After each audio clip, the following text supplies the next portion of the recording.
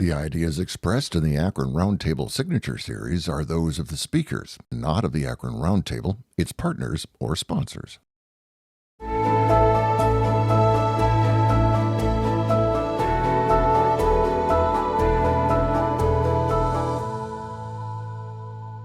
am so glad to be here. My name is Curtis Minter Jr. I am president-elect of the Akron Roundtable Board of Directors. We have a great year ahead of us, and we want to welcome you again, all of you, to beautiful downtown Akron, where we have been hosting our signature luncheon for nearly half a century. I think that deserves a round of applause.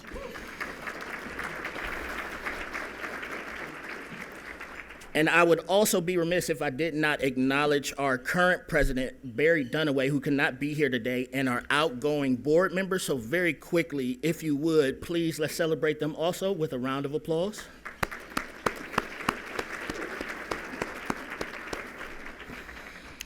At the Akron Roundtable, we proudly promote community dialogue and networking and remain committed to our vision of bringing the world to Akron. We invite individuals with diverse backgrounds and life experiences to speak on relevant topics to inform, educate, and consider other perspectives and encourage us to take action. Next year, again, the Akron Roundtable will celebrate our 50th anniversary, and we have a very, very special year planned ahead of us. At this time, I'd like to invite my dear friend and running mate, Zach Cole, Executive Director of the Well Community Development Corporation. Let's celebrate with him with a round of applause.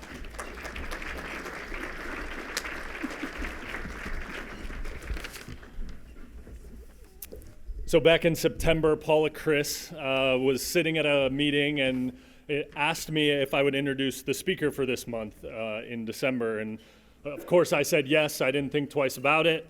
And then she said, hey, I think the two of you would have a ton in common and you should try and connect with him before the event.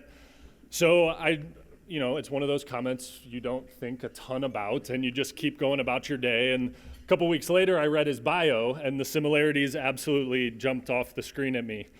So Mark is an ordained minister, has built his life work around focusing on the intersection of what he would say is money and mission, looking for creative ways to fund projects that also drive place-based impact. Mark has been able to use this philosophy to drive projects for good in his place of Madison, Wisconsin. He focuses on restoring housing. He thinks about housing development for students and affordable housing for families, creating economy by repurposing old and underutilized churches and their land to meet the needs of the communities that they're in, supporting place, dreaming about creative ways to leverage capital for community benefit and creating wells for people in their neighborhood. If you know the work of the Well Community Development Corporation, that might sound really, really familiar. Mark has also authored books, led national convenings. Most recently, launching a book called Gone for Good, Negotiating the Coming Wave of the Church Property Transition. Really asking this question of, hey, that there's tens of thousands of properties and billions of dollars of real estate in church-owned land that is going to be sold or repurposed. So can we think about those properties to be vehicles for good used for community impact? Mark and I had the opportunity to grab coffee this morning and nerd out a little bit on everything from theology to non-extractive investment practices, to how we think about utilizing resources and wealth that already exists to drive the change that everyone in this room wants to see in Akron and Summit County. From property redevelopment to community impact funds, I'm truly excited and honored to introduce Mark Elsden to us this morning, and excited for the challenges and the encouragement that he has for us in Akron. So please join me in welcoming Mark Elsden to Akron Roundtable.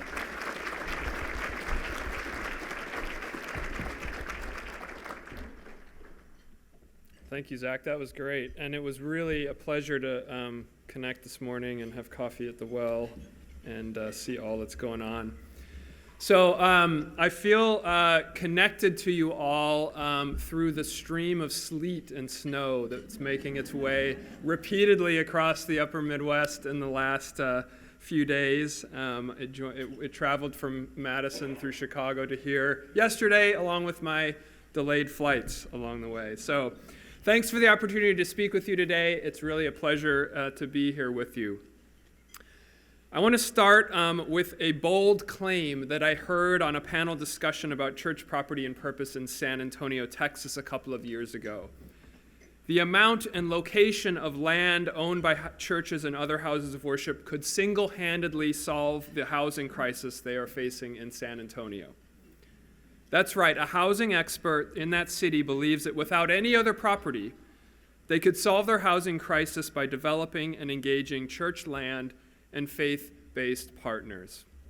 So my question is this: is that also true here in Summit County in Ohio? If we are intentional, thoughtful, and innovative, could we solve affordable housing crisis in Ohio and other states by expanding the use of church-owned property? And beyond housing, how else could churches use their buildings and land to address the most pressing issues of our day? Could church real estate play a role in improving income disparity, poor educational outcomes, the healthcare crisis, a lack of living wage jobs, and other really tricky problems? Now, it isn't necessarily church's responsibility to solve all of these problems on their own, but I invite you to sit with that question. What role can church land have in this work? While I talk about new possibilities for church land today. Now, let me begin by setting the stage. 10 years from now, there will be a lot fewer churches and church buildings in the United States than there are today. A lot fewer. Who cares? Some people may ask. Unless you are one of the rapidly declining number of people who still attend church regularly, and I think there's some of you in the room today, which is fantastic, thank you. But you may not think that it matters much if as many as 100,000 church buildings are gone in the future. Even though I have lots of criticism of Christian churches in the United States, in reflecting on this emerging reality, I find that I care. I care if 40 out of 100 churches in a community become something else.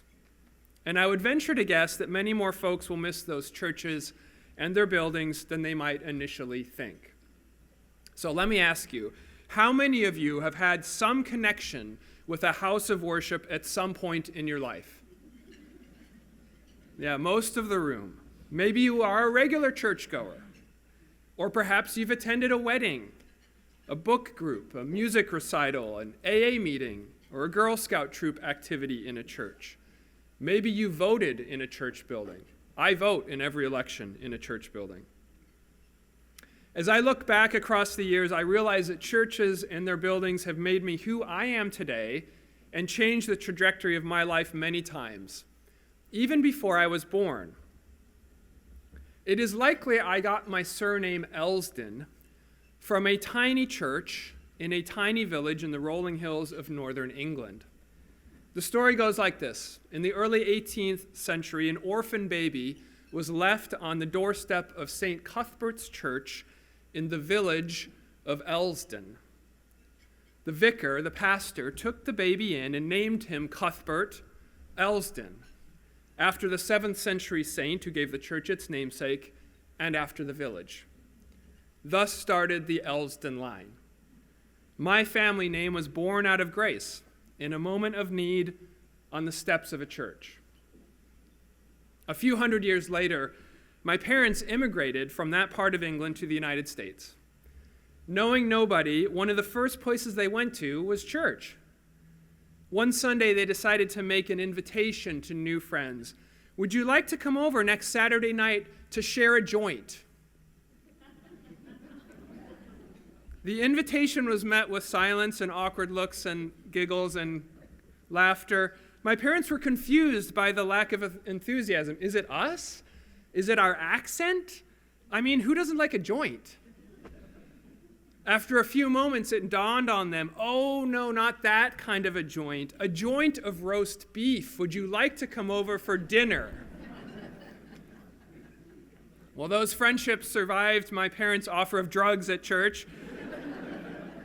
And that congregation became a vital source of community for a young immigrant couple making a new life thousands of miles from home. I have many more stories. I avoided going on long runs with my high school track team by hiding in a church gymnasium and playing basketball instead. I learned about the role that churches play in Taiwanese immigrant communities while in graduate school. I met my life partner at church. My life has been literally touched by literally hundreds of churches and their buildings. You will notice that I am primarily talking about Christian churches today because that's the context that I personally am best able to speak from and about. Houses of worship of other faiths are sometimes facing similar changes, but others, the situation might be different. I'd love to hear from folks about what I share today and how that connects in your context and if it seems different. Churches and their buildings play a vital role in the social infrastructure of communities in every corner of the United States. Even many who never attend a worship service are often directly or indirectly touched by a church building. Partners for Sacred Places conducted a study looking at what they call the halo effect of churches. They found almost 3.7 million people visited just 90 churches in one community in a single year. Only 9% of those visits were for worship. 91% of those visits were for some other educational or community-oriented activity. And the churches in that study were also found to generate more than $1.7 million of economic impact each year, each church. Many of us are concerned about the increasing inequality and polarization that is tearing apart our communities, relationships, and personal wellness, perhaps more than ever in recent days. Eric Kleinberg argues that the physical places and organizations that shape the way people interact have a direct impact on the quality of our lives and relationships. He calls these places and organizations social infrastructure. And churches are one of those key places. He says, although they vary dramatically by size and resource, churches, mosques, and synagogues tend to offer all kinds of social programs in their facilities: education and study groups, athletic leagues, childcare, elder support, and the like. Their significance as social infrastructure is beyond dispute. So what happens when churches are gone? As Eileen Lindner explains in the opening chapter of my most recent book, Gone for Good, as many as 100,000 buildings and billions of dollars of church-owned property could be sold or repurposed throughout the United States the next decade. That represents a quarter to a third of church property in the country. If the actual number is even half of this estimate, big changes are coming. Why is this? Well, the Pew Research Center predicts that if recent trends continue, Christians will make up fewer than half of the U.S. population by 2070. There are, of course, new churches starting every year, but as of 2019, we have entered an era where more churches close every year than are opened. Christian churches in America are experiencing something similar to what Blockbuster video rental stores went through in the early 2000s. People changed the way they accessed movies. Instead of driving to a physical store to rent a DVD or maybe even a VHS, if we recall those days, we started getting our movies sent to us through the mail via Netflix. Netflix was actually about mail at one time. And then within a few years, we just streamed them, of course. We haven't stopped watching movies, though. We still want the feeling that watching a movie gives us, but we access that experience very differently. Churches are going through a similar moment. Churches are shrinking, but personally, I don't believe that God is declining. People still want to experience the transcendent and the divine. They still crave and thrive in caring community. They still want to be involved in causes and activities larger than themselves and change lives for the better. But the way people are engaging in the practice of faith and encountering God in their lives is changing radically. The truth is that fewer and fewer people want to experience those things in a Sunday morning worship service followed by Sunday school classes, which means there are too many church buildings with too much space than will be viable or needed in the future. And the cost of maintaining these aging buildings is rapidly increasing at the very moment that there are fewer people available to fund them. It is as if we were to tell the manager of a local Blockbuster video store that they just needed to try harder, come up with a new sign, carry different movies on the shelf, or hire a new, younger, hipper manager wearing tight jeans to keep the store open. There's nothing that the video rental store could have done to keep that model working. The social change that led to their closure was out of their control. We are facing a massive tsunami of church closure and property reuse. This transition is happening in every part of the country and across denominational lines and theological lines. And it is a once-in-a-many-generation shift, right? As this property becomes something else, it will not go back to being a church again in any foreseeable future. One philanthropic foundation leader has described it as a crisis hidden in plain view, which raises a big question. After the wave of sale and repurpose of church property crashes upon the shore, what will we be left with when the water flows back out to sea? What will our neighborhoods look like? I do this work day in and day out because I don't want to look back 20 years from now and regret the huge loss of spiritual and social fabric that churches provide, or have missed the opportunity to do new, wonderful things with these properties. I don't want all the beautiful church spaces that were built for community life to be replaced by privately owned condo buildings making money for already wealthy people. Or even worse, to end up standing empty with a fence around them, while the stones crumble and community groups have nowhere to meet. I can imagine us getting together here, maybe even in this room, in 20 years. That would be a 70-year anniversary for this organization. In 20 years, to talk about how we desperately need more community centers to support neighborhoods. Well, we have them now. They're called churches. There is a significant risk that the wide-scale transition of church property will leave us with less support for the most vulnerable. Greater inequality, fewer spiritual resources, and other deep losses. Church properties very well could end up gone for good, gone forever, leaving little social or spiritual good in their place. But that does not have to be the outcome. This is also a moment of extraordinary opportunity for new life and a new future. We have a chance to think about the mission of churches and their property and land in a more expansive manner, and to reimagine how church property can more deeply support human flourishing in our communities. That is what excites me about today. Pause for a moment to think about how many churches you walk or drive by in a typical week, maybe even on your way to this lunch today. Church properties often fade into the background of our minds and our land use policies, so you may have to really think about it.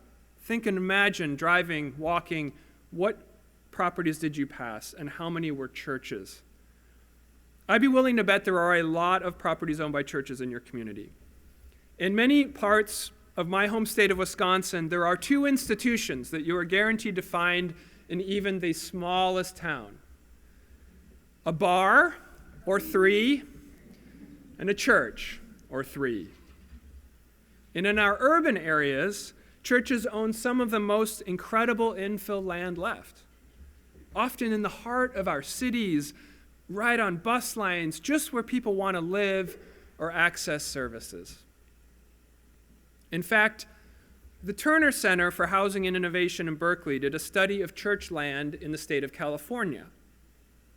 They found that there is more than 171,000 acres of developable land owned by houses of worship and nonprofit colleges in California alone. That is 5 times the size of the city of Oakland. Church land provides an incredible opportunity to address one of the most challenging problems facing many of our communities, affordable housing. Churches often share the values and commitments that lead to affordable housing and other community development. They work on many of the problems that stem from a lack of affordable housing and other systematic challenges: hunger, poor educational outcomes, unhealthy living conditions for children, and so on. Churches want to help. Given the right location, the right conditions, and the right partnership, churches are well situated to partner on solutions. And they are doing this. I'm really fortunate to witness churches all over the country expanding the use of their buildings and land in my role as a co-founder of 2 organizations focused on this work. Rooted Good is a national nonprofit that helps churches and denominations use their property in new ways for ministry and to generate revenue.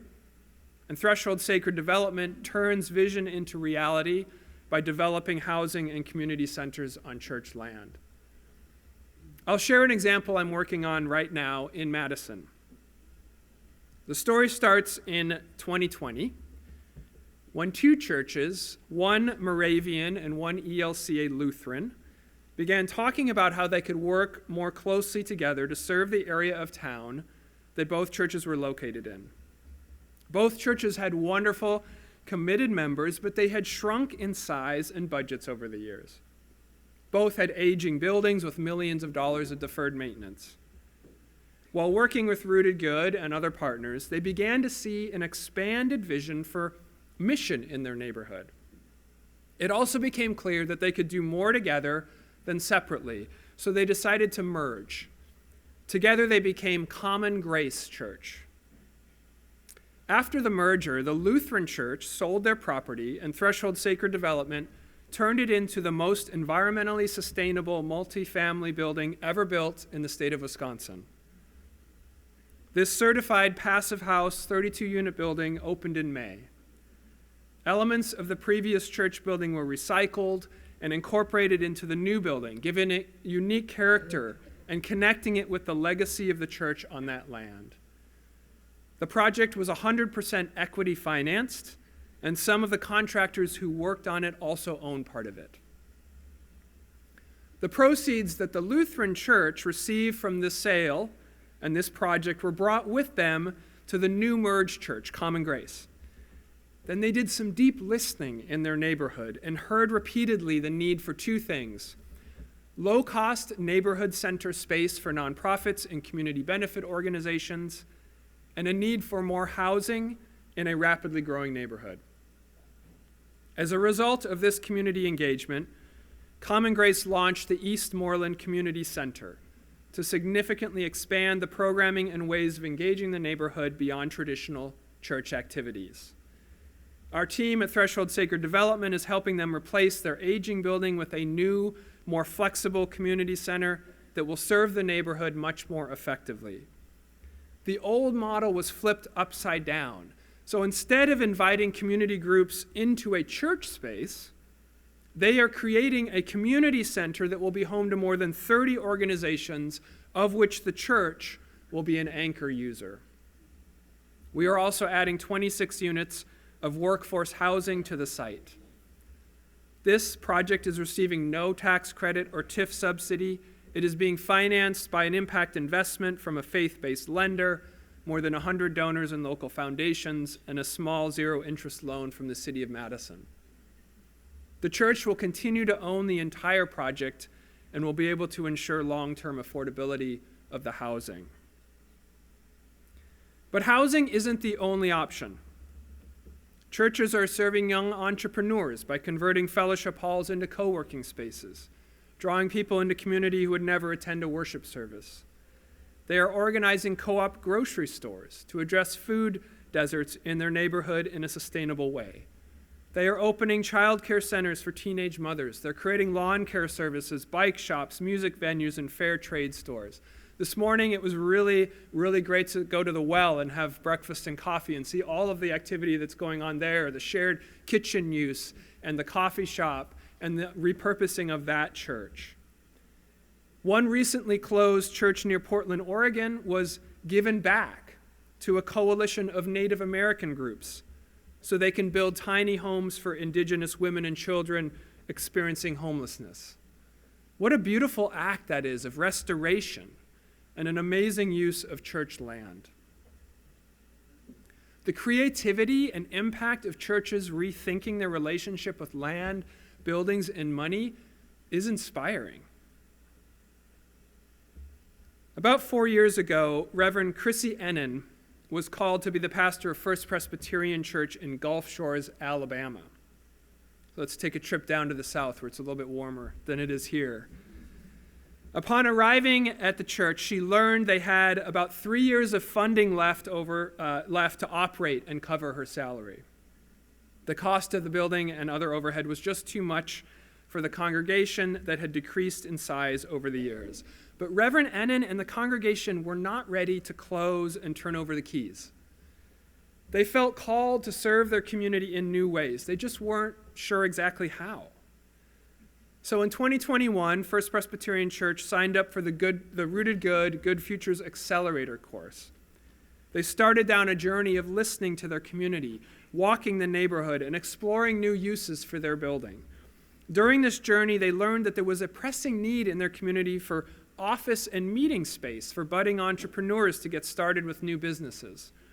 So they invested a small amount of money into updating their Sunday school classroom wing and created a small business incubator space. They now have 9 small businesses launching out of their church. 9. They're generating almost $100,000 in revenue for the congregation. The church has a viable, sustainable budget to continue its ministry. But more importantly, it has become a central hub of innovation and entrepreneurship in the community. They've welcomed and connected with many people who'd never given a second thought to the church. And in just 18 months, First Presbyterian built a viable social enterprise and centered itself in the community as an asset and a place of welcome. A building that was mostly empty and weighing down their budget is now mostly full and bringing in significant revenue. And it isn't just suburban and urban churches that are doing this work. Churches in rural communities are experimenting with their own interesting approaches to the use of church property. While it can be challenging in rural settings, they are able to retain and reclaim their role as community hubs in new ways. Some are partnering with healthcare systems to use underutilized church space as part-time health clinics in locations where healthcare is needed, but building a standalone health center is not viable or necessary.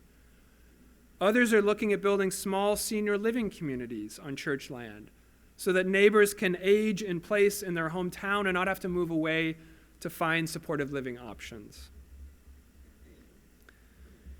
I've always loved the children's tale about stone soup. Familiar with the stone soup story? There are many versions that approach the story from different cultural perspectives. But in most, the general outline of the story goes like this. A group of travelers arrive in a village carrying only a cooking pot. They set the pot on a fire in the middle of the village and fill it with water. Then they drop in a stone. They begin cooking the stone soup. At first, the villagers just peek out of their windows, but then curiosity gets the better of them, and they begin emerging to see what is happening. How can you make a soup with just a stone? When they find there's only a stone in the soup, they start to offer ingredients to make it taste better, because obviously a stone isn't going to taste very good. So one by one, they add something. One brings an onion, another some greens, another a carrot. Eventually, almost everyone in the village has brought an ingredient, and the soup smells amazing. What started out as a stone in a pot has become a delectable soup through the collaborative contributions of the diversity of people. The work of expanding and repurposing the use of church property is like making stone soup. It requires all of us to contribute something, not just the church people. And we will all benefit from tasty, nourishing soup in the form of stronger communities and greater human flourishing. So how do we work on this together? How do we do this together? How do we make this soup together? I'll share 3 ingredients that I believe will encourage more good to emerge on church land over the next decade. And I want to encourage you to think about what ingredients you can bring to the soup. The future of church land is in part about real estate, but it is not only or even primarily a real estate question. It is really a question of imagination and mission. Someone, after all, had to imagine that dropping a stone into a pot of water would eventually lead to an edible soup. Too often, churches and leaders' first step when considering selling a building is to call a realtor, or when developing property is to find a developer. Those are important steps in the process at the right time. Most churches need to step back, however, and start with building imagination. It is vital to start by clarifying the why and the what before the how. Why do we want to do something different here? And what is it that would support human flourishing? Clarity and consensus about mission is always more important than questions of real estate and money. In every instance, I've seen a church launch into real estate questions before getting mission clarity. They've had to backtrack at some point, sometimes by years, in order to deal with the why question. This step cannot be skipped if we hope to have good outcomes. At Rooted Good, we call this pre-development. So the pre-development is understood, but there's this pre-development piece. Pre-development is the process of getting ready to do something new with church property. Rooted Good's Good Futures Accelerator course is a well-designed, proven process of pre-development. It starts with a focus on mission, understanding the needs and assets in the community around a church, considering business models and demand, and connecting all of that with the passions, gifts, history, and values of the church. This work helps a congregation develop a new imagination for the use of its buildings and land. Churches that complete the course are much more ready to work on development projects because they have come to clarity and consensus internally about why they are interested in this work and what they want to see happen on their land. That step is essential for success, and if skipped, leads to a lot of wasted time. As of this fall, more than 290 churches of all kinds in 42 states have completed or are engaged in the Good Futures Accelerator course. They are big and small, wealthy and struggling, in cities and rural communities, progressive and conservative, and from a huge variety of denominations, racial, ethnic backgrounds, and more. Some cities, like San Antonio, Texas, or denominations like the Presbyterian Church USA, have purchased cohorts of the course to offer to churches in their area to kickstart housing and other development on church land. A second ingredient for making good stone soup is partnership. Good community development work never happens alone. It always happens in partnership. Churches are amazingly self-sufficient. We cut the grass, we take care of the buildings, we shovel the snow, and more. But that self-sufficiency can be a liability when developing property. Churches often fail to engage with neighbors outside their congregants in a meaningful way. And on the other side of the table, municipalities and universities and nonprofits and foundations and businesses often stand at kind of arm's length from churches. Sometimes they're even antagonistic to faith communities. I understand the history and the reasons for this, and I'm certainly not advocating for reducing our very important separation of church and state. But there are a lot of missed opportunities if we don't work together. We can be like the skeptics in the story of Stone Soup that watched out of their window but never contributed anything. Or we can step forward and join in the cooking of something good. Partnership is essential. Partnership involves listening It's important in this work for churches to listen to the neighborhood that they're seeking to serve. What are the needs in the community? What are the gifts that people have to offer? What is happening outside the walls of the church building? Churches are really good at imagining or suggesting what people need and want, but not very good at actually asking them. Community development must be connected to actual needs and desires and opportunities in a community, and that starts with listening. Partnership also involves respect. Working with churches presents an amazing opportunity for developers and cities to expand affordable housing and other services in many of our communities. But church land is not there for the taking, so to speak. Churches have often been present on land for decades, even generations. Churches have a long view of the land, and that can be at odds with some aspects of traditional property development. And the Religious Land Use and Institutionalized Persons Act gives churches a lot more control over their property than some may realize. While they may be very interested in partnership, ultimately churches determine the future use of their land. And that reality should shape the way we approach partnership. And partnership can get really practical. So one way that civic and government leaders specifically can help create more housing on property owned by churches or other projects like that is to build better pathways to development. Zoning restrictions, parking minimums, planning overlays, financing incentives, and other carrots and sticks that exist in a local setting have an enormous impact on what kinds of development can and cannot be done. I think you heard from Strong Towns a couple of months ago here at this event, and I'm sure that was a topic of conversation in that conversation.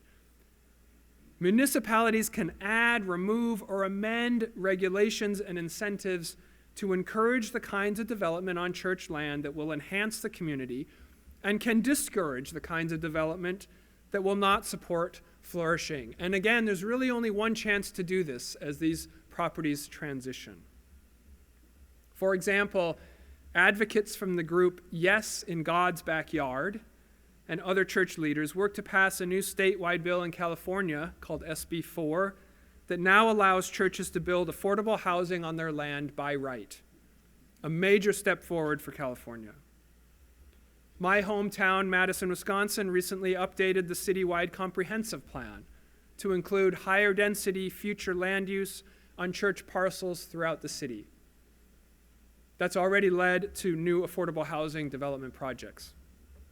And Orange County, Florida, actually just called me a couple of weeks ago for input on a county ordinance that would incentivize affordable housing on church land.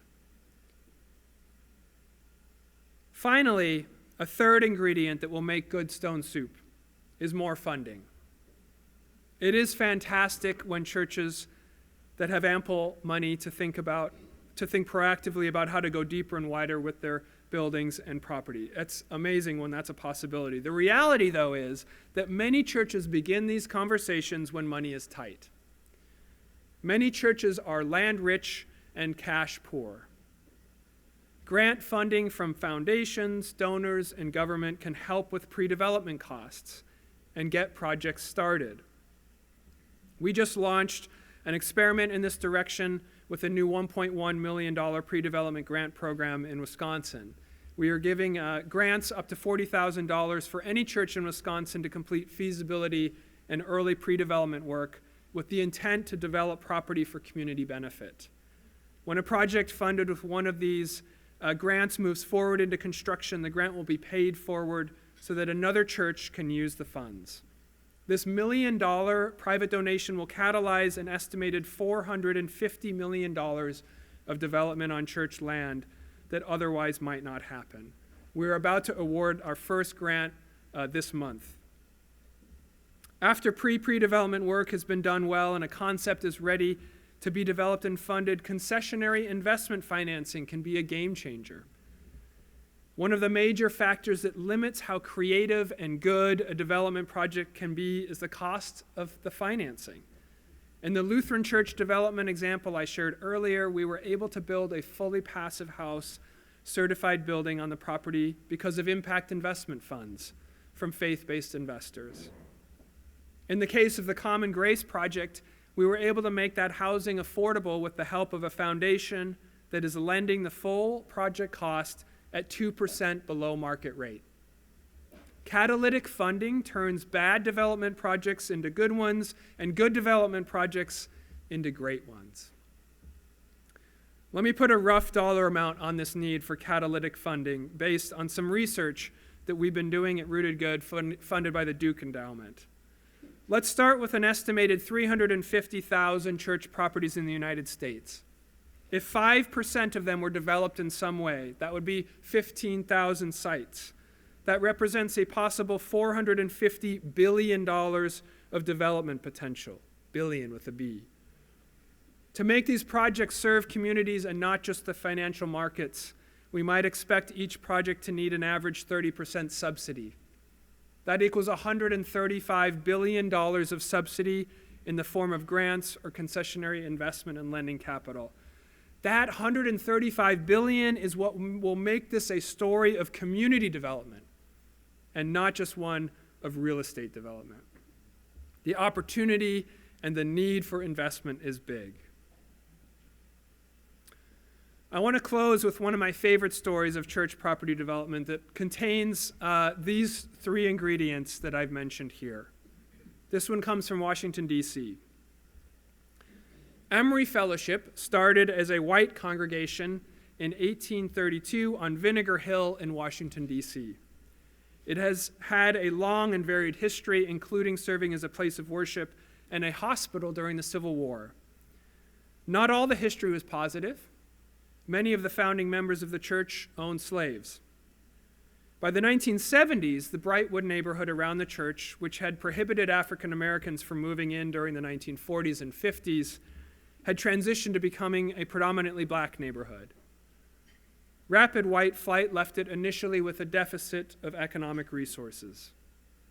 The church began doing what mission-focused churches do, engaging with their neighbors and building imagination. By working with those experiencing hunger and homelessness for a few decades, they grew to really understand the systemic need for affordable housing.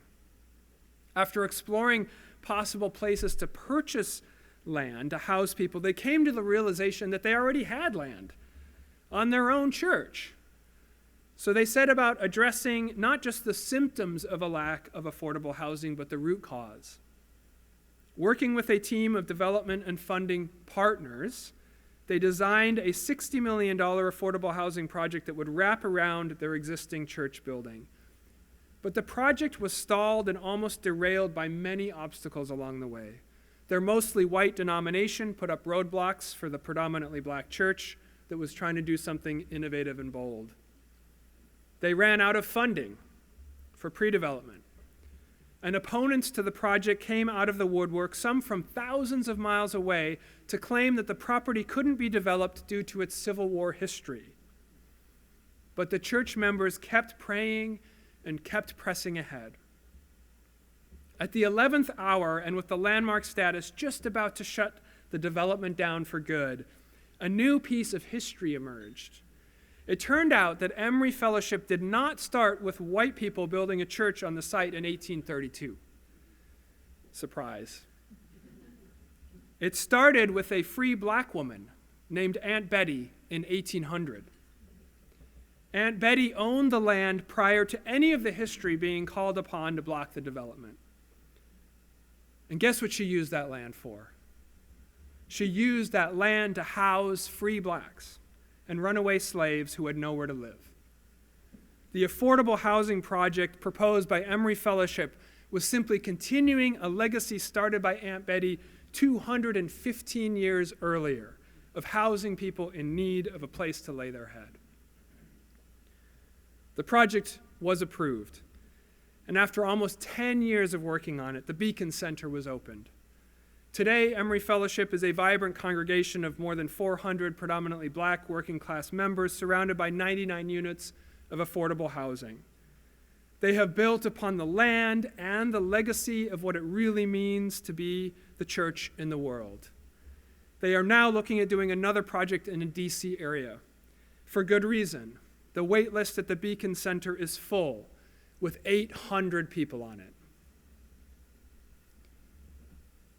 We have opportunities to do this and more, to together activate our church-owned lands for the good of us all, to make a tasty stone soup. We have everything we need to get started in the form of land, assets, and people. Repurposing church property is a chance to do something new. It allows us to think differently, see more vividly, listen more deeply, and love more fully. The transition of church property is indeed a crisis hidden in plain sight. It is also one of our greatest opportunities. Yes, churches and property will be gone. Of this, there is no doubt. But more than that, I am incredibly hopeful that new and good things will emerge, and they will be gone for good. Thank you.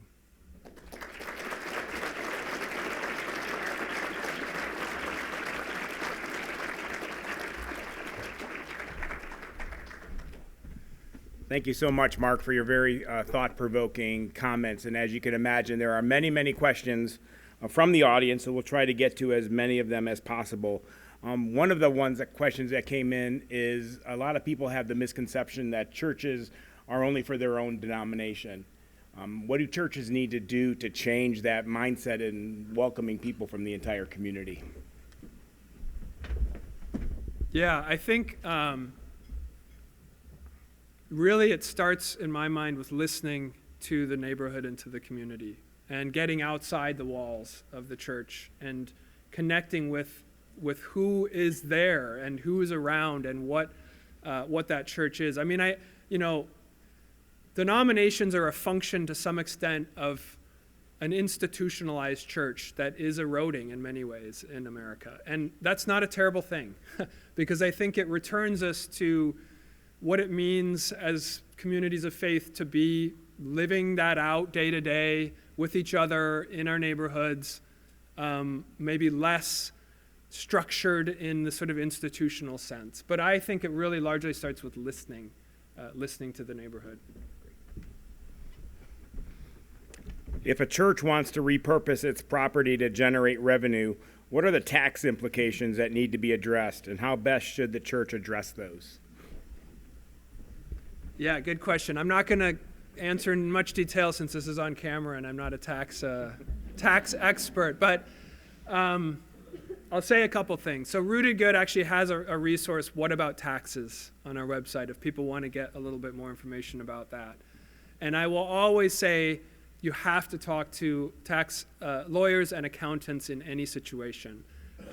It does need to be addressed. But the thing that I guess the message I would want to leave is, I have never yet in all this work heard of a beautiful idea being stopped by taxes, ever. Now that question comes up every time I talk, just about. But never have I heard a beautiful idea be stopped by that question or by that issue. There are lots of different ways to address it, one of which is simply paying taxes.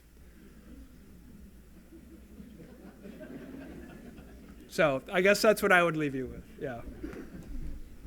Mark, you talked about the course that you offer at your organization. Can you talk more about that?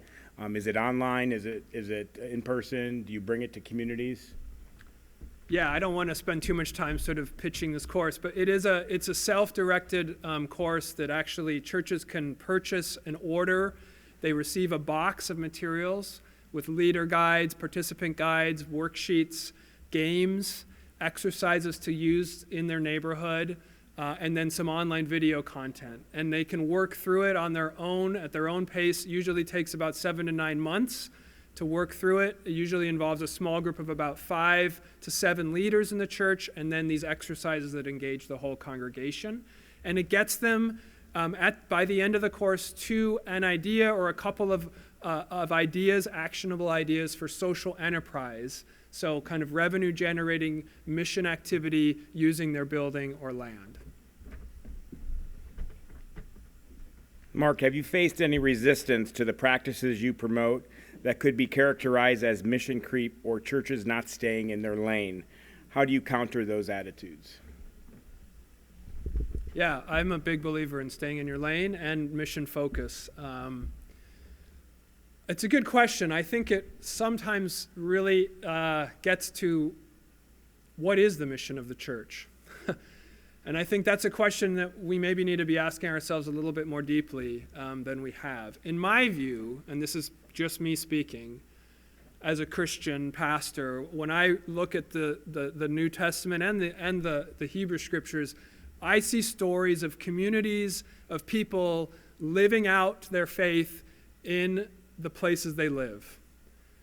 To me, that includes worship, but it also includes a lot of other things. It includes community development, it includes job creation, it includes housing, it includes food, it includes all these things that we're talking about. To me, that is the expression of the Christian faith, in addition to the other expressions that we might be sort of more familiar with. So I would actually argue that is our lane, and we just need to row in it a little bit more deeply.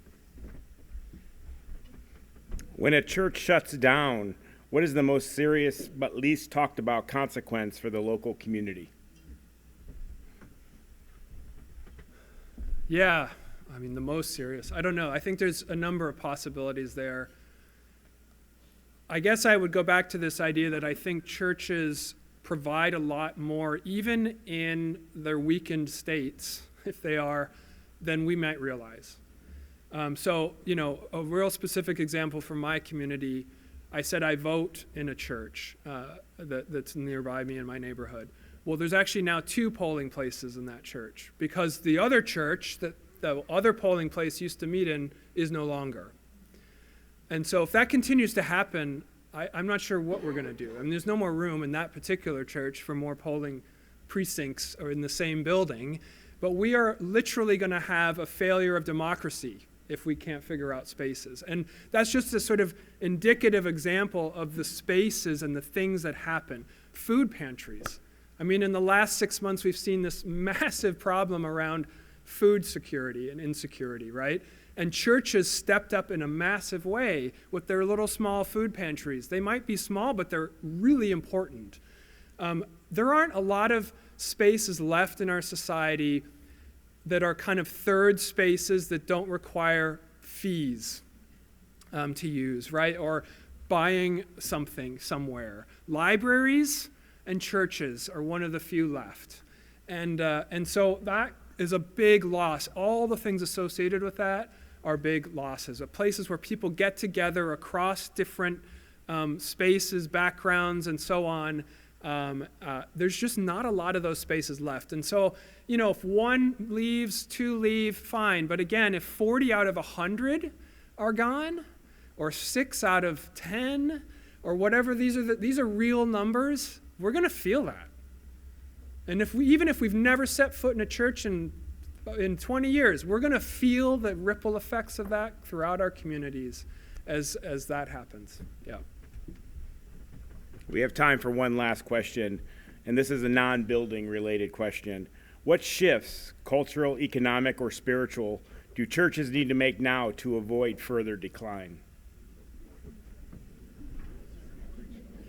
Oh, boy. Maybe we should have ended with the last question. I think I would probably somewhat reiterate some of what I've said here. I think imagination, thinking differently, thinking more holistically, thinking more in connection to others more broadly.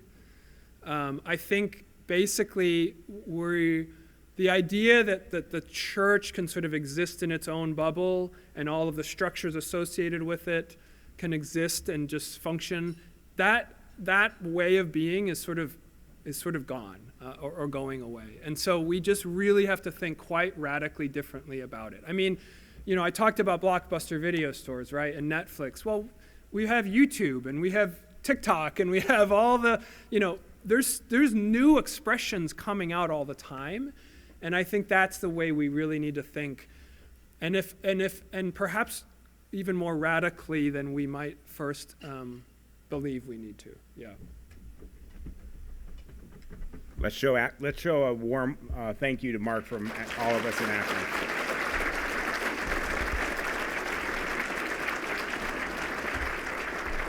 Mark, again, thank you for today.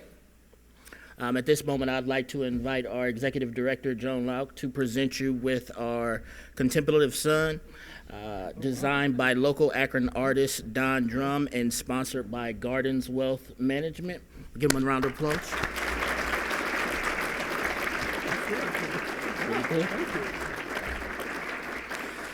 To launch our 50th anniversary on January 22nd of 2026, we will have Daniel M. Rice, President and Chief Executive Officer of Ohio and Erie Canal Coalition, as he celebrates 30 years as outgoing CEO of our local OECC, and shares about his journey in Akron leadership and service to local nonprofit devoted to conservation, development and interpretation of the natural, historical, and recreational resources along the Ohio and Erie Canal National Heritage from Cleveland to New Philadelphia, and this event will be held here at Quaker Station.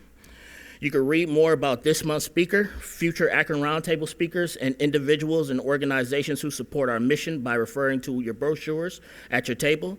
Thanks to a gift from Lyle M. Buckingham Fund at the Akron Community Foundation, and as always, single tickets for any Akron Roundtable program or season subscriptions can be purchased at akronroundtable.org. And please, please be sure to visit the Learned Owl Bookshop just outside of our entrance to purchase Mark's book, Gone for Good. With that, to you all, have a great afternoon, safe travels, and we wish you a very happy holiday. Thank you all. This has been a production of Akron Roundtable, PBS Western Reserve, the University of Akron, and IdeaStream Public Media.